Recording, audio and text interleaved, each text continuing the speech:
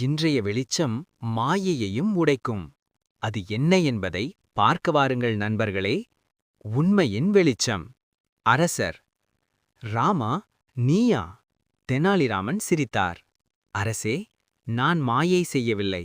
மாயை எப்படி வேலை செய்கிறது என்பதை மட்டும் காட்டப் போகிறேன். அவர் கண்ணாடி பின்னாலிருந்த ரகசிய அறையை திறக்க சொல்கிறார். அனைவரும் பார்க்கிறார்கள். அவர் ஒரு விளக்கை ஏற்றுகிறார்.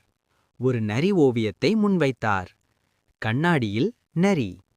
அமைச்சர் வாய் திறந்து நின்றார். அவர் சுழலும் காகிதத்தை காட்டினார். அது நிழல்களை உருவாக்கியது. வியாபாரி நடுங்குகிறான். தெனாலிராமன்.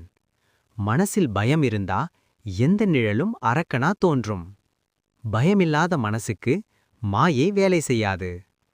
அரசர் சிரித்து. நம்மை ஏமாற்ற நினைத்தவனை விட நம்மை காப்பாற்றியவன் பெரியவன். அரண்மனை முழுவதும் கைத்தட்டல் ஒலித்தது. அந்த நாளில் தெனாலிராமன் மீண்டும் வெற்றி பெற்றார். வியாபாரி தண்டனை பெற்றான். தெனாலிராமன் குழந்தைகளை நோக்கி, குழந்தைகளே, பார்த்ததெல்லாம் நம்பாதீர்கள். யோசித்து பார்த்து முடிவு செய்யுங்கள்.